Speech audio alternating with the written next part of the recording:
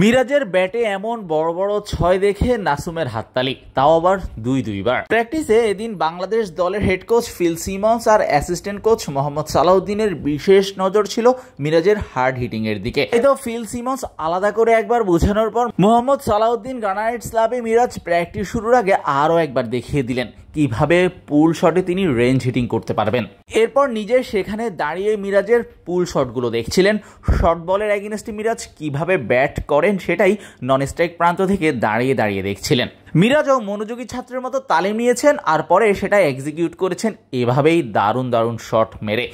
Bouncer কিংবা short ball আসলে leave করা কিংবা 1 রান নয়, খেলতে হবে বাউন্ডারির জন্য, নিতে হবে 4 কিংবা 6 রান, অর্থাৎ বাউন্ডারি যেভাবেই হোক আদায় করতে হবে। সেই বার্তাটাই ছিল মিরাজের প্রতি। আপনারা দেখতে পাচ্ছেন মিরাজ লেগ সাইডে একজনের সাথে কথা বলছিলেন। মূলত মোহাম্মদ সালাউদ্দিন উইকেটের চারপাশেই ঘুরে ঘুরে মিরাজের দুর্বলতা দেখার চেষ্টা করেছেন, মিরাজের ইমপ্রুভমেন্ট কেমন হচ্ছে সেটা দেখার চেষ্টা করেছেন এবং মিরাজের স্ট্যান্স, হেড পজিশন এবং পায়ের অবস্থা কি সেটাই তিনি দেখছিলেন চারপাশ থেকে ঘুরে ঘুরে। আর মিরাজের যেসব জায়গায় ভুল হচ্ছিল সেগুলো বলে দিচ্ছিলেন। আর মিরাজ একেবারেই ক্লাসের সবচাইতে মনোযোগী ছাত্রের মতো সেগুলো শুনে এক্সিকিউট করছিলেন। ক্রিকেটারদের ব্যাটিং নিয়ে মোহাম্মদ সালাউদ্দিন সবসময় বেশ মনোযোগ দিয়ে কাজ করে গেছেন। সাধারণত যারা দলে থাকেন কিংবা থাকবেন বা এমন কোনো ইঙ্গিত থাকে তাদের প্রতি কোচদের আলাদা একটা নজর থাকে, মিরাজের প্রতি ছিল তাই। এবং মিরাজ যেসব ভুল করছিলেন মোহাম্মদ সালাউদ্দিন নিজের সামনে থেকে দাঁড়িয়ে সে ভুলগুলো শুধরে দিচ্ছিলেন।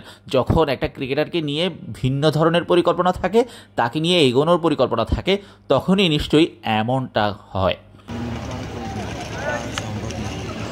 গত টি-20 বিশ্বকাপে মিরাজের জায়গা হয়নি সেটা পুরনো কথা। এরপর দলে ফিরেছিলেন, আবার বাদও পড়েছিলেন। বিপিএলে ম্যান অব দ্য টুর্নামেন্ট হওয়ার পরও আরব আমিরাত এবং পাকিস্তান সিরিজের বিবেচনায় ছিলেন না, যদিও পরবর্তীতে পিএসএল খেলতে গিয়ে পাকিস্তান সিরিজের দলে ঢুকেছিলেন। এরপর থেকেই মিরাজ টি-20 দলের নিয়মিত সদস্য। দলে টিকে থাকতে হলে ভালো করার যেমন বিকল্প নেই, তেমনি নিজের স্কিলে উন্নতিরও বিকল্প নেই। মিরাজ নিশ্চয়ই সেটা বুঝেও গেছেন এবং সেটা নিয়ে কাজ করছেন। সাম্প্রতিক সময়ে নিজের পাওয়ার হিটিং অ্যাবিলিটি বাড়িয়েছেন, হিটিং অ্যাবিলিটি এবং টি-20তে খেলার ধরনের পরিবর্তন এনেছেন এবং সেটা দলের জন্য পজিটিভ কিছু।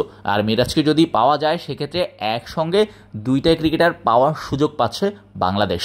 তবে মিরাজকে নিয়ে মোহাম্মদ সালাউদ্দিন এবং ফিল সিমন্সের পরিকল্পনা দূর থেকে দেখে যেটা মনে হয়েছে, মিরাজকে নিয়ে তারা বেশ সিরিয়াস এবং মিরাজকে এশিয়া কাপের দলে দেখার সম্ভাবনাই বেশি।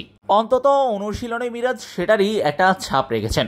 নাসুম কিংবা রিশাদ কিংবা গ্রানাইটস ক্লাব অথবা তানভীর সবাইকেই একই রকমভাবে ব্যাট করেছেন। বার্তাটা একই ছিল, পাওয়ার হিটিং, রেঞ্জ হিটিং, বড় শট খেলা।